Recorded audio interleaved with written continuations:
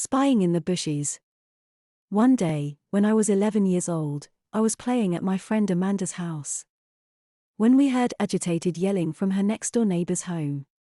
It sounded like the neighbor lady was lecturing her son, Tony, who was 1 year ahead of us in school. We decided that we wanted a closer look, so we crept forward and hid behind the bushes by Tony's house. We peeked over the top of the bushes and caught a glimpse of Tony's mom yelling at him. He had a look of dismay on his face and was pleading his case, but it was to no avail. Tony's mom proceeded to yank down his shorts and underwear, and began walloping her son's bare backside with a wooden hairbrush. Amanda and I couldn't believe our luck. We stifled our giggles, so as to not give our position away, and watched as Tony's butt was transformed from white to pink, and eventually bright red. Tony went from crying to frantic screaming and his mom had to hold him in place with one of her legs. When she finally let him up, Tony jumped off his mother's lap and ran around, rubbing his butt. He gave us quite the show. His mom then dragged him by the ear and deposited him in the corner.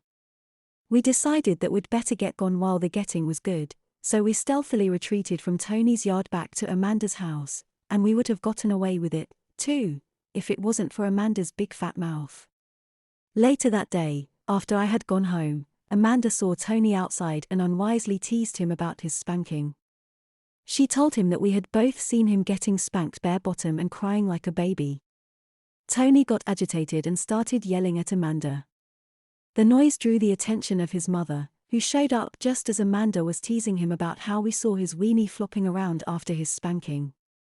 Needless to say, Tony's mom was none too happy about all this. She escorted Amanda back home and informed my friend's mother about our eavesdropping. The first thing Amanda's mom did was dish out a hard spanking to her daughter with the belt. The second thing she did was call my mom and report on my own misbehavior. Mom called me into her room. She told me what she had discovered and informed me that I was about to receive a big spanking. She sent me to use the bathroom, with the instruction, "Don't bother pulling up your shorts, you're not going to need them." I went to the bathroom and then did the shuffle of shame across the hallway, my shorts and panties around my ankles. Mom lectured me for a while on how wrong it was to spy on someone, and then I went over her lap. She hand spanked me about 30 times and then stopped. I couldn't believe my luck. I was going to get off easy. Nope, she informed me that she was going to get the paddle. I had to stand up, bend over and wait while she went to get it. There was a mirror in the room. I glanced at myself in it, hands on knees, tear-streaked face, bare bottom sticking out, and was humiliated by how ridiculous I looked. Mom returned with the paddle and gave me 5 powerful cracks. I jumped out of position each time and finished the 5th one with a dance that rivaled Tony's. Then I too was deposited in the corner. After my corner time, there was one more indignity for me to suffer. Mom made me write an apology to Tony and she made me include the phrase "I got paddled on the bare bottom" in the letter. How I cringed when I gave Tony that letter.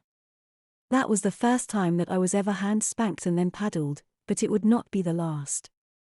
My mom never gave more than 5 swats with the paddle, a hangover, I think, from her days as a teacher, where 5 swats was the maximum that could be given to a child.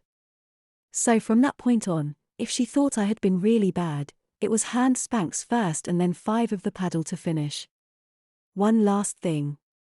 About 15 years after this painful episode, Tony and I got married. Now, if I want to see him naked, I no longer have to skulk around in the bushes.